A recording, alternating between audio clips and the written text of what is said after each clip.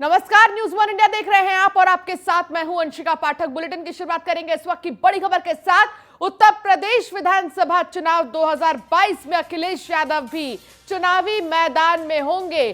सूत्रों के हवाले से जानकारी मिल रही है कि अखिलेश यादव आजमगढ़ विधानसभा सीट से चुनाव लड़ सकते हैं। बता दें कि समाजवादी पार्टी प्रमुख अखिलेश यादव अभी आजमगढ़ से सांसद हैं।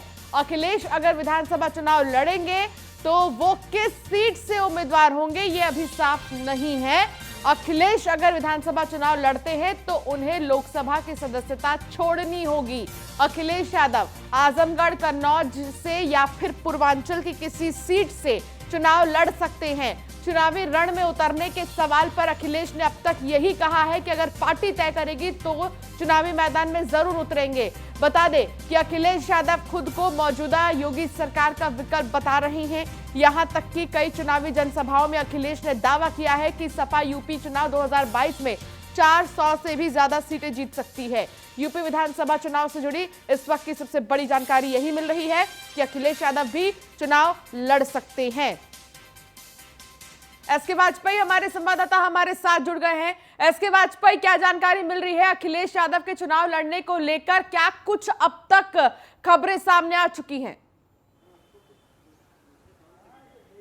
बिल्कुल, अगर हम देखें तो सपा सुप्रीमो अखिलेश यादव ने कहीं न कहीं एक जवाब देने की कोशिश की है। जिस तरीके से मुख्यमंत्री योगी आदित्यनाथ ने कहा था कि इस बार वो जनता के बीच जाएंगे और चुनाव लड़कर सदन पहुंचेंगे। हालांकि अगर हम 2017 की बात करें तो मुख्यमंत्री योगी आदित्यनाथ तो दोनों डिप्टी सीएम विधान परिषद के जरिए सदन गए थे और इस बार मुख्यमंत्री योगी आदित्यनाथ के चुनाव लड़ने की घोषणा हो चुकी है, सीट की घोषणा हो चुकी है। हालांकि इस सवाल को लेकर कई बार अखिलेश से पूछा गया, जिसके बाद उन्होंने कहा था कि जो उनके पार्टी पदाधिकारी तय करेंगे, पार्टी की कोर कमेटी तय करेगी, उस पर वो विचार करेंगे। और लगातार अब तक हम अगर देखें तो प्रतिदिन लगभग उनकी प्रेस कॉन्फ्रेंस हो रही है, उसमें उन्होंने इस बातों के बारे में कहा है।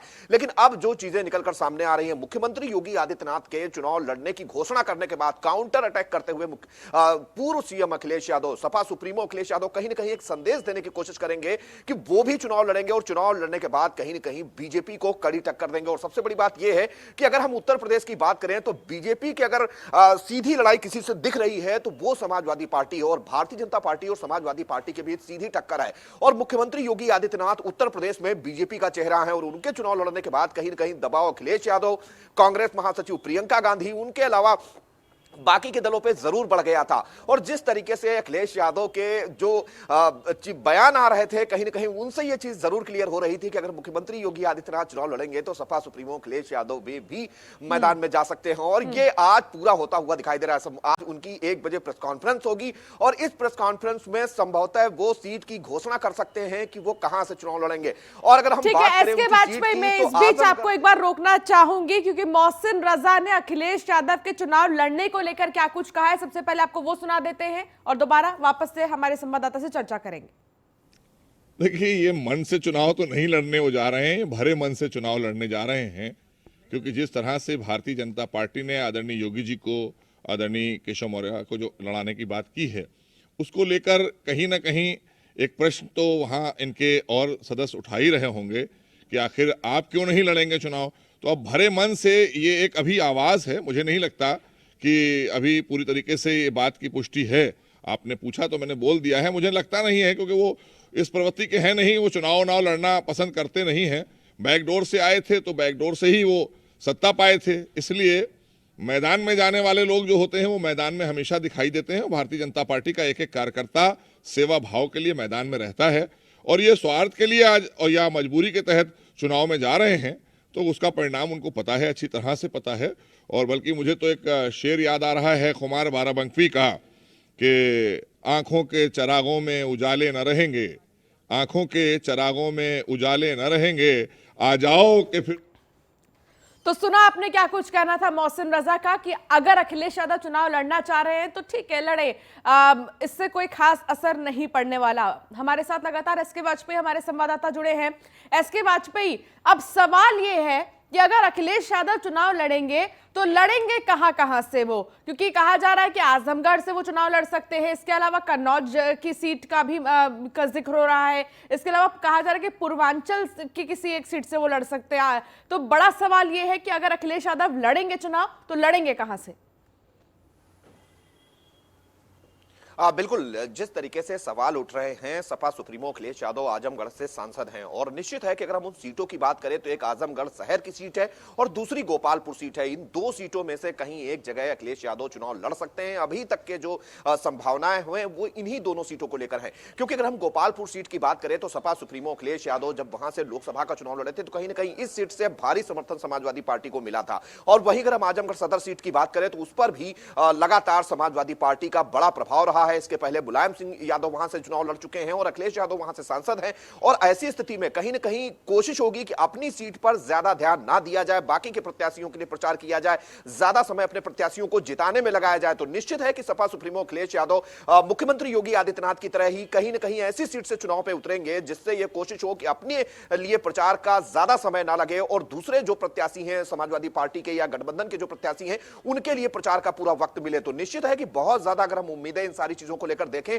तो गोपालपुर और आजमगढ़ सदर सीट को लेकर हैं और बहुत ज्यादा उम्मीद है कि इन दोनों सीटों में से कहीं एक जगह अखिलेश यादव चुनाव लड़ सकते हैं। हालांकि 1 बजे आज जो वो अपनी प्रेस कॉन्फ्रेंस करेंगे तो इन बहुत सारे विषयों को लेकर अपनी बात रखेंगे। जैसा कि उत्तर प्रदेश सरकार के मंत्री मोहसिन रजा कह रहे थे, निश्चित है कि दबाव जरूर था, क्योंकि जिस तरीके से मुख्यमंत्री योगी आदित्यनाथ का टिकट डिक्लेयर होता है और सीएम योगी आदित्यनाथ चुनाव लड़ने की घोषणा करते हैं, तो ऐसी स्थिति में चाहे समाजवादी पार्टी हो, चाहे बीएसपी हो, कांग्रेस हो, आम आदमी पार्टी हो, जो उत्तर प्रदेश में चुनाव लड़ रही है, कहीं ना कहीं उनके लिए जरूर दबाव था। और मायावती ने प्रेस कॉन्फ्रेंस कर साफ कर दिया था कि वो और उनके पार्टी के महासचिव सतीश चंद्र मिश्रा, जो फर्स्ट और सेकंड इस समय पोजीशन में है पार्टी में, दोनों कहीं से चुनाव नहीं लड़ेंगे। और निश्चित है कि अब उसके बाद जो चीजें बची थी वो कहीं ना कहीं समाजवादी पार्टी और कांग्रेस के लिए थी। हालांकि कांग्रेस महासचिव की तरफ से अभी तक ऐसी कोई घोषणा नहीं की गई है कि वो चुनाव लड़ेंगी अथवा नहीं, लेकिन सपा सुप्रीमो अखिलेश यादव चूंकि सीधी टक्कर भारतीय जनता पार्टी से ले रहे हैं तो ऐसी स्थिति में कहीं ना कहीं एक संदेश देना जरूरी था। संभवतः उसी के लिए सपा की तरफ से यह बड़ा निर्णय लिया जा सकता है और आज सपा सुप्रीमो अपनी प्रेस कॉन्फ्रेंस के दौरान कहीं ना कहीं इसका जवाब दे सकते हैं या हम कहें कि आधिकारिक तौर पर ऐलान कर सकते हैं कि वो किस सीट से मैदान में आने जा रहे हैं। जी एसके वाजपेयी हालांकि मौजूदा समय में आजमगढ़ से सांसद हैं अखिलेश यादव और अगर वो विधानसभा चुनाव लड़ते हैं तो उन्हें लोकसभा की सदस्यता भी छोड़नी होगी। आजमगढ़ को सपा का गढ़ माना जाता है, तो सबसे ज्यादा अगर देखा जाए तो फायदा तो आजमगढ़ से ही होगा चुनाव लड़ने में। बिल्कुल निश्चित है, जैसा कि मैंने पहले भी बताया कि कोशिश ये होगी कि ऐसी सीट से मैदान में उतरा जाए जिससे एक संदेश पूरे प्रदेश भर को जाए। खासतौर पर अगर हम आजमगढ़ की बात करें तो पूर्वांचल की सीट है और जिस तरीके से अगर हम पश्चिम की बात करें तो जयंत चौधरी खुद मैदान में हैं, लगातार वो प्रचार कर रहे हैं। तो कहीं ना कहीं आजमगढ़ के जरिए पूरे पूर्वांचल को एक संदेश देने की कोशिश अखिलेश यादव की होगी और साथ ही साथ ऐसी सीट से मैदान में आने की कोशिश होगी जिससे आसानी से चुनाव जीतकर सदन पहुंचा जा सके और एक संदेश भी चला जाए। जिस तरीके से मुख्यमंत्री योगी आदित्यनाथ चुनाव लड़ रहे हैं, कहीं ना कहीं उसको लेकर भी एक संदेश, एक जवाब के तौर पर समाजवादी पार्टी की तरफ से जाए। इन बहुत सारी चीजों को लेकर निश्चित है कि अखिलेश यादव ने सोचा होगा। और जहां तक लोकसभा का सवाल है तो निश्चित है कि उत्तर प्रदेश में समाजवादी पार्टी की सरकार आती है तो ऐसी स्थिति में आजमगढ़ पहले भी समाजवादी पार्टी का गढ़ रहा है और यह बहुत ज्यादा मुझे नहीं लगता कि कठिन है समाजवादी पार्टी के प्रत्याशी के लिए कि आजमगढ़ से जीतकर वो दोबारा लोकसभा पहुंचे। लेकिन अब यह महत्वपूर्ण होगा कि आज जब अखिलेश यादव 1 बजे अपनी प्रेस कॉन्फ्रेंस करेंगे उस दौरान वो कहां से आधिकारिक तौर पर घोषणा करते हैं और निश्चित है कि जो चीजें समाजवादी पार्टी के सूत्रों के हवाले से निकलकर सामने आ रही हैं उसका आधिकारिक तौर पर वो क्या जवाब देते हैं। लेकिन यह निश्चित है कि कहीं ना कहीं जो सूत्र ये बता रहे हैं कि सपा सुप्रीमो अखिलेश यादव मैदान में जाकर चुनाव लड़ेंगे और एक संदेश देने की कोशिश करेंगे खास तौर पर भारतीय जनता पार्टी को लेकर। और जिस तरीके से जो छोटे छोटे दल हैं सपा ने उनको साथ लिया है और अखिलेश यादव ने पहले ही क्लियर किया था किसी भी बड़े दल के साथ गठबंधन नहीं करेंगे और बीएसपी और कांग्रेस अलग लड़ रही है। लेकिन अगर हम उत्तर प्रदेश के परिप्रेक्ष्य में देखेंगे तो लड़ाई सीधे तौर पर भारतीय जनता पार्टी और समाजवादी पार्टी गठबंधन के बीच है। तो इन सारी चीजों को ध्यान में रखते हुए बहुत ज्यादा उम्मीद है कि आज दोपहर 1 बजे अखिलेश यादव इसका आधिकारिक तौर पर ऐलान कर सकते हैं या फिर जवाब दे सकते हैं कि वो चुनाव में जा रहे हैं या नहीं जा रहे हैं। क्योंकि अगर हम आजमगढ़ की बात करें तो निश्चित है कि अभी चुनाव नहीं है, क्योंकि पहले फेज का जो चुनाव है वो पश्चिम का है। तो ऐसी स्थिति में अभी वक्त है अखिलेश यादव के बाद अभी बहुत ज्यादा समय है इस पर फैसला लेने के लिए। ठीक है एसके वाजपेयी, बहुत शुक्रिया इस तमाम जानकारी के लिए। तो जिस तरीके से देखा जा रहा है कि उत्तर प्रदेश का जो चुनाव है वो बहुत ही ज्यादा दिलचस्प मोड़ पर आ गया है, जहां हर तरफ से पार्टी में एक नए बदलाव, एक नई खबर, नई तस्वीर हर दिन। आगे बढ़ते हैं। चुनाव आयोग से समाजवादी पार्टी को बड़ी राहत मिली है। भीड़ जुटाने वाले केस से चुनाव आयोग ने समाजवादी पार्टी को राहत दी है। टिकट के लिए प्रत्याशी सपा कार्यालय आ सकेंगे। कोविड गाइडलाइन का पालन करना होगा। तो इलेक्शन कमीशन ने कुछ समय पहले नाराजगी जाहिर की थी कि समाजवादी पार्टी कार्यालय में बहुत ज्यादा भीड़ इकट्ठा हो रही है और कोविड के प्रोटोकॉल को तोड़ा जा रहा है। लेकिन अब राहत की बात यह है कि समाजवादी पार्टी कार्यालय आकर लोग नामांकन कर सकेंगे। चुनाव आयोग ने समाजवादी पार्टी को बड़ी राहत दी है। कोविड गाइडलाइन का पालन करना होगा। एसके वाजपेयी हमारे साथ लगातार हमारे संवाददाता जुड़े हैं। एसके वाजपेयी, समाजवादी पार्टी को राहत मिली है चुनाव आयोग की तरफ से, जहां अब समाजवादी पार्टी कार्यालय जाकर जो उम्मीदवार हैं, जो नेता हैं, वो बातचीत कर सकेंगे अपनी दावेदारी को लेकर। हालांकि इससे पहले इलेक्शन कमीशन ने नाराजगी जाहिर की थी जब बहुत ज्यादा भीड़ इकट्ठा की गई थी समाजवादी पार्टी कार्यालय में। बिल्कुल, अगर हम बात करें तो ये 14 तारीख की बात है, 14 जनवरी की, जिस दिन मकर संक्रांति थी और उत्तर प्रदेश में कहीं न कहीं बीजेपी के तीन कद्दावर मंत्रियों ने इस्तीफा दिया था, जिसमें स्वामी प्रसाद मौर्य और धर्म सिंह सैनी ने समाजवादी पार्टी की सदस्यता ली थी। समाजवादी पार्टी कार्यालय पर बड़ा कार्यक्रम हुआ था, जिसमें हजारों की संख्या में लोग शामिल हुए थे। समाजवादी पार्टी के कार्यालय के बाहर भी हजारों की संख्या में लोग मौजूद थे, जिसके बाद पूरे मामले का आयोग ने संज्ञान लिया था और संज्ञान लेने के बाद स्थानीय जो गौतम पल्ली चौकी इंचार्ज है उनको सस्पेंड किया गया था। साथ ही साथ जो रिटर्निंग ऑफिसर हैं उनके ऊपर भी कार्रवाई हुई थी, उनसे जवाब तलब किया गया था, उनको नोटिस जारी हुआ था। लेकिन अब पूरे मामले को सुनने के बाद चूंकि सपा महासचिव की तरफ से अपना पक्ष रखा गया, जिसमें यह बताया गया कि समाजवादी पार्टी चूंकि टिकट दे रही है और ऐसी स्थिति में टिकट लेने वाले जो कैंडिडेट्स आते हैं उनके साथ उनके समर्थक होते हैं और बड़ी संख्या में वो कार्यालय में प्रवेश करते हैं। लेकिन समाजवादी पार्टी यह इंश्योर कर रही है कि जो भी व्यक्ति अंदर आए वो पूरे कोविड प्रोटोकॉल के साथ पालन करने के बाद ही अंदर आए, जिसके बाद आयोग ने इसको पहली गलती मानते हुए समाजवादी पार्टी को फिलहाल राहत दे दी है और इस मामले में अब अग्रिम तौर पर कोई कार्रवाई नहीं होगी। तो निश्चित है कि समाजवादी पार्टी के लिए बड़ी राहत है, क्योंकि जब उत्तर प्रदेश सरकार के दो कद्दावर मंत्री, साथ ही साथ आधा दर्जन से ज्यादा विधायक समाजवादी पार्टी की सदस्यता ले रहे थे, उसके बाद इस तरीके की चीजें निकलकर सामने आई थी कि आयोग में शिकायत के बाद कहीं न कहीं समाजवादी पार्टी या उन लोगों पर कार्रवाई हो सकती है जो इस पूरे आयोजन में शामिल थे और इसको लेकर समाजवादी पार्टी कार्यालय के बाहर नोटिस भी चस्पा किया गया था। हालांकि अब आयोग की तरफ से दोनों पक्षों को सुनने के बाद अब कहीं न कहीं समाजवादी पार्टी की पहली गलती मानते हुए राहत जरूर दे दी गई है। साथ ही साथ कोविड प्रोटोकॉल को पूरी तरीके से फॉलो करने का निर्देश भी आयोग की तरफ से जारी किया गया, जो निश्चित है कि समाजवादी पार्टी के लिए राहत भरी खबर जरूर है। जी, आप बने रहे एसके वाजपेयी हमारे साथ, हम आगे भी आपसे जानकारी लेंगे। तो उत्तर प्रदेश की सियासत से जुड़ी एक और बड़ी खबर, यादव परिवार में बीजेपी की सबसे बड़ी सेंधमारी। आज अपर्णा यादव बीजेपी में शामिल होंगी। सुबह 10 बजे यानी कि कुछ ही देर में वो शामिल हो जाएंगी। सीएम योगी की मौजूदगी में अपर्णा यादव बीजेपी में शामिल होंगी। कुछ ही देर का वक्त बचा है, 10 बजे का समय बताया गया था, 10 बज चुके हैं और कुछ ही देर में कहा जा रहा है कि अपर्णा यादव शामिल होंगी भारतीय जनता पार्टी में। मुलायम सिंह यादव की छोटी बहू है अपर्णा यादव और वो आज भारतीय जनता पार्टी में शामिल होंगी, आज ज्वाइन कर सकती हैं भारतीय जनता पार्टी। एसके वाजपेयी हमारे संवाददाता लगातार हमारे साथ जुड़े हैं। एसके वाजपेयी, मुलायम सिंह यादव की छोटी बहू हैं अपर्णा यादव और आज जो भारतीय जनता पार्टी ज्वाइन कर सकती है, सबसे पहले तो समय को लेकर क्या जानकारी मिल रही है, क्या टाइम बताया गया है जब वो ज्वाइन करेंगी और इसके सियासी मायने क्या समझें, क्या निकालें? बिल्कुल निश्चित तौर पर अगर हम बात करें तो मुलायम सिंह यादव की छोटी बहू है अपर्णा यादव, प्रतीक यादव की पत्नी है और अगर हम बात करें तो वो सामाजिक कार्यकर्ता के तौर पर, एक गायिका के रूप पर अपनी बड़ी पहचान रखती हैं। 2017 की बात करें तो समाजवादी पार्टी के टिकट पर लखनऊ की कैंट सीट से वो चुनाव लड़ी थी, हालांकि वो चुनाव हार गई थी। और अगर हम बात करें इसी कैंट सीट को लेकर ही रीता बहुगुणा जोशी भी अपने बेटे को टिकट दिलाना चाहती है भारतीय जनता पार्टी से, जिसको लेकर लगातार वो बयान दे रही हैं। कल भी उनका बयान आया था कि अगर उनके बेटे को टिकट मिलता है और एक परिवार का, एक व्यक्ति का जो नारा भारतीय जनता पार्टी ने दिया है, अगर ऐसा कुछ होगा तो वो अपनी सीट से इस्तीफा दे देंगी। तो निश्चित है कि कैंट सीट को लेकर ये सारी चीजें हो रही हैं और सपा सुप्रीमो अखिलेश यादव के साथ कहीं न कहीं उनके जो संबंध हैं वो अच्छे नहीं है। और लगातार अगर हम अभी तक का रिकॉर्ड देखें तो लगातार भारतीय जनता पार्टी के पक्ष में, मुख्यमंत्री योगी आदित्यनाथ के पक्ष में पिछले 3 साल से वो लगातार बयान देती रही हैं और आज आधिकारिक तौर पर वो भारतीय जनता पार्टी की सदस्यता ले सकती हैं, जिसको लेकर बीजेपी की तरफ से आधिकारिक तौर पर यह देर रात जारी किया गया था कि सुबह 10 बजे यह कार्यक्रम होगा। चूंकि मुख्यमंत्री योगी आदित्यनाथ, साथ ही साथ बीजेपी प्रदेश अध्यक्ष, उसके अलावा संगठन महामंत्री, ये जो उत्तर प्रदेश के बड़े नेता हैं, ये सभी इस समय बैठक के लिए दिल्ली में मौजूद हैं और संभवतः अब से थोड़ी देर बाद केंद्रीय बीजेपी कार्यालय में यह ज्वाइनिंग का कार्यक्रम होगा और ज्वाइनिंग के कार्यक्रम के बाद वहां पे मुख्यमंत्री योगी आदित्यनाथ, साथ ही साथ उत्तर प्रदेश के प्रदेश अध्यक्ष, साथ ही साथ संगठन महामंत्री भी मौजूद रहेंगे, साथ ही साथ केंद्रीय पदाधिकारी भी इस आयोजन का हिस्सा होंगे।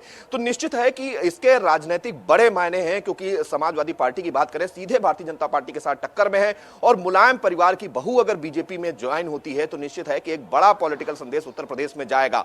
और खास तौर पर यह भी देखने वाली बात होगी कि कैंट सीट से सपा किसको उतारती है, अपने ही परिवार की बहू के खिलाफ अगर भारतीय जनता पार्टी कैंट से टिकट देती है अपर्णा यादव को। तो निश्चित है कि ये बहुत सारे सवाल हैं और राजनीतिक तौर पर ज्यादा महत्वपूर्ण इसलिए हो जाता है क्योंकि समाजवादी पार्टी की वो परिवार की हैं और अखिलेश यादव सीधे कई बार कोशिश कर चुके हैं। अभी 2 दिन पहले ही शिवपाल यादव का बयान आया था कि उन्होंने अपर्णा यादव से बात की है, उनको समझाया है और संभवतः वो अब किसी पार्टी में ज्वाइन नहीं करेंगी और समाजवादी पार्टी में ही रहेंगी। लेकिन अब देखना यह है कि जब बीजेपी आधिकारिक तौर पर उनको ज्वाइन करा रही है, ऐसे बाद राजनीतिक परिस्थितियां क्या होती हैं और क्या संदेश जाता है। लेकिन निश्चित है आपको रोकना चाहूंगे इस बीच, रामगोपाल चौधरी क्या कुछ कह रहे हैं, सुनिए। 10 मार्च को फैसला हो जाएगा, उत्तर प्रदेश के मुख्यमंत्री बनने जा रहे हैं। अखिलेश यादव कहां से लड़ेंगे चुनाव?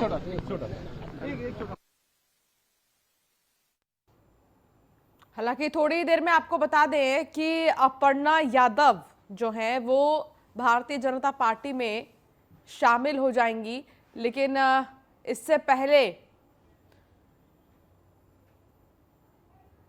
सियासत तेज है और इस बीच लगातार अखिलेश यादव के चुनाव लड़ने की खबरें भी सामने आ रही हैं। और चलिए सुनाते हैं मौसम रजा ने क्या कुछ कहा इस पर।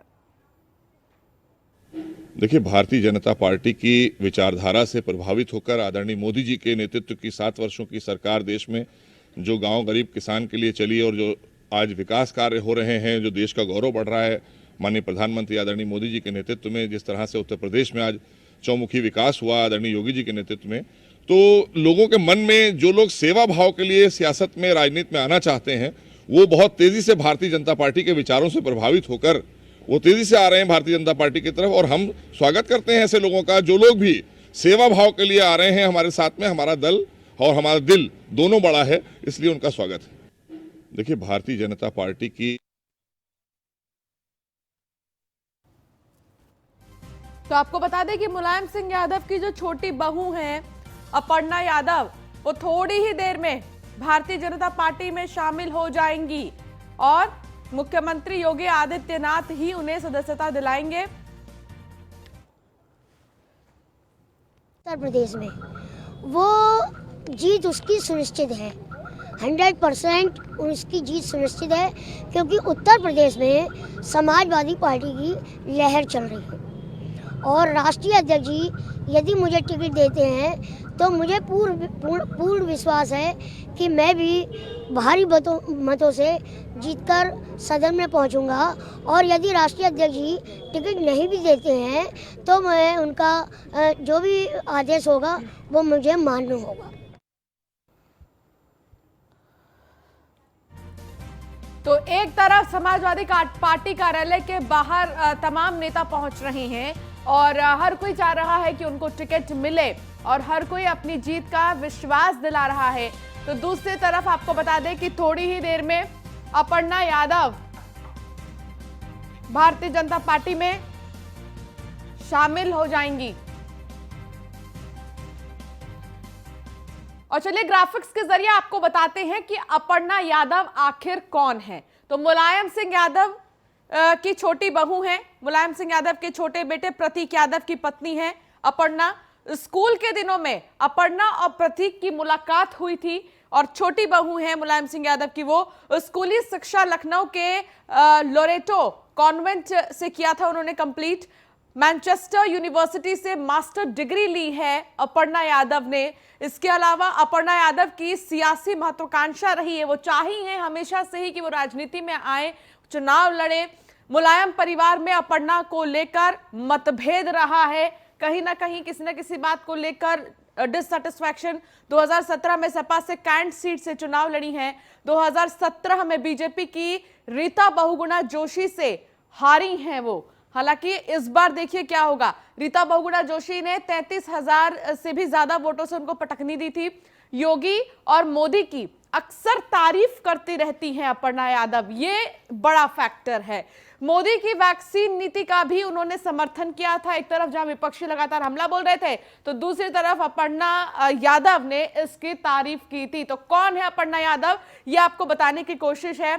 और ऐसे में देखा जाए अगर, तो आज यानी कि कुछ ही देर में अपर्णा यादव भारतीय जनता पार्टी ज्वाइन कर सकते हैं। इसके वाजपेयी, बहुत शुक्रिया आपका हमारे साथ जुड़े, आपने जानकारी साझा की। खबरों में आगे बढ़ेंगे। रामपुर की 5 सीटों पर सपा ने अपने उम्मीदवार उतार दिए हैं। आजम खान रामपुर शहर विधानसभा से चुनाव लड़ेंगे। सीतापुर जिला जेल में बंद है आजम खान। आजम के बेटे अब्दुल्ला स्वार टांडा से चुनाव लड़ेंगे। चमरौआ सीट से विधायक नसीर खां चुनाव लड़ेंगे। तो 5 जो सीटें हैं रामपुर की विधानसभा सीटें, वहां से उम्मीदवार उतार दिए गए हैं। और ऐसे में जेल में बंद है आजम खां, लेकिन वो चुनाव लड़ेंगे हर बार की तरह इस बार भी अपनी ही सीट से।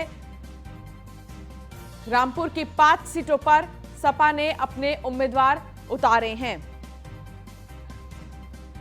तो आज से समाजवादी पार्टी की फ्री बिजली पाओ अभियान की शुरुआत है। तो वहीं उन्होंने कहा है कि नाम लिखाओ और 300 यूनिट बिजली फ्री पाओ। अखिलेश यादव ने कल इस अभियान का ऐलान किया था कि इसको जल्द से जल्द शुरू किया जाएगा और आज ही नाम लिखाओ और 300 यूनिट बिजली फ्री पाओ।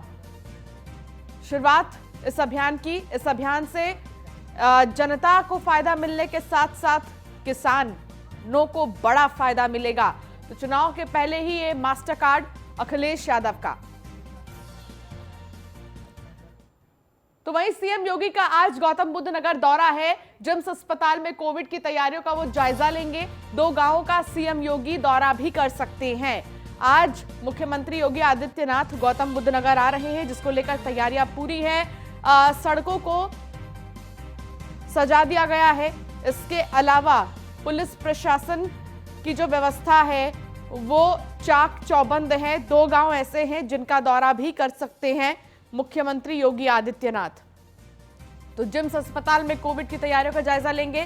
ग्राउंड जीरो पर मुख्यमंत्री योगी आदित्यनाथ जाते हैं और अस्पतालों में क्या व्यवस्थाएं हैं कोविड को लेकर, बूस्टर डोज की शुरुआत क्योंकि हो गई है, तो इसको लेकर क्या तैयारियां हैं, इन तमाम चीजों को लेकर वो जानकारी लेते हैं। प्रिया राणा हमारी संवाददाता हमारे साथ फोन लाइन पर जुड़ गई हैं। प्रिया, क्या जानकारी मिल रही है मुख्यमंत्री के दौरे को लेकर? कौन से वो 2 गांव हैं जहां पर वो जाएंगे?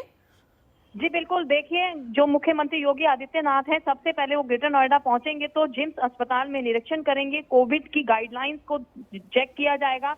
वहीं 2 गांव का भी वो दौरा कर सकते हैं। आपको बताना चाहूंगी कि जिसमें कि एक गांव है कयामपुर, गांव के लिए वो लगभग 4 बजे के करीब रवाना होंगे, क्योंकि लगातार जो कोरोना वायरस से बढ़ता जा रहा है, जिसको लेकर मुख्यमंत्री योगी आदित्यनाथ पहले भी अलग अलग अस्पतालों का लखनऊ में भी निरीक्षण कर चुके हैं। वहीं आज जिम्स अस्पताल में लगभग 3 बजे वो पहुंचेंगे, वहां का जायजा लेंगे, निरीक्षण करेंगे, उसके बाद मीडिया को संबोधित भी करेंगे। उसके बाद वो ग्रेटर नोएडा के 2 गांवों का दौरा करेंगे, जिसमें एक कयामपुर गांव बताया जा रहा है, एक कोई दूसरा गांव होगा जहां पर वैक्सीनेशन कैंप का भी वो निरीक्षण करेंगे, किस तरीके से वहां पे वैक्सीनेशन का अभियान जो है लगातार चलाया जा रहा है। वहीं वो 4:20 पर कयामपुर गांव से दोबारा अपने लखनऊ के लिए रवाना हो जाएंगे। जी अंशिका, बहुत शुक्रिया इस तमाम जानकारी के लिए प्रिया। तो वही बीजेपी ऑफिस पहुंची अपर्णा यादव, थोड़ी ही देर में बीजेपी में शामिल हो जाएंगी अपर्णा यादव। तो ऑफिस तो पहुंच गई है भारतीय जनता पार्टी के, लेकिन अभी सदस्यता ली नहीं है उन्होंने। थोड़ी ही देर में सदस्यता ग्रहण करेंगी, थोड़ी ही देर में बीजेपी में शामिल होंगी अपर्णा यादव। तो थोड़ी ही देर में अपर्णा यादव शामिल होंगी। आपको बता दें कि मुलायम सिंह यादव के छोटे बेटे प्रतीक यादव की पत्नी है अपर्णा यादव और आज वो भारतीय जनता पार्टी में शामिल हो जाएंगी थोड़ी ही देर में। हालांकि अपर्णा यादव की अगर हम बात करें तो अपर्णा यादव ने चुनाव लड़ा है ऑलरेडी, लेकिन वो हार गई थी 2017 में और इस बार एक बार फिर से उनकी इच्छा है कि वो चुनाव लड़ें। हमेशा से ही राजनीति में उनका इंटरेस्ट रहा है। गणतंत्र दिवस पर दिल्ली में आतंकी हमले का अलर्ट जारी किया गया है। आईएसआई ने रची दिल्ली में आतंकी हमले की साजिश। सूत्रों के हवाले से जानकारी मिल रही है कि दिल्ली में आईबी ने अलर्ट जारी किया है। दिल्ली पुलिस ने अलर्ट पर रहने के लिए कहा है। तो अगर आप भी बाहर जा रहे हैं और आपको भी कोई ऐसा सामान दिखता है जो आपके काम का नहीं है तो कृपया उस पर ध्यान ना दें। और इंटेलिजेंस टीम की तरफ से कह दिया गया है कि पुलिस से लेकर हर फोर्स सतर्क रहे, सावधान रहे। गणतंत्र दिवस के मौके पर किसी तरह की कोई अप्रिय घटना न घटे, इसको लेकर तमाम फोर्सेस जो हैं वो अलर्ट मोड पर हैं।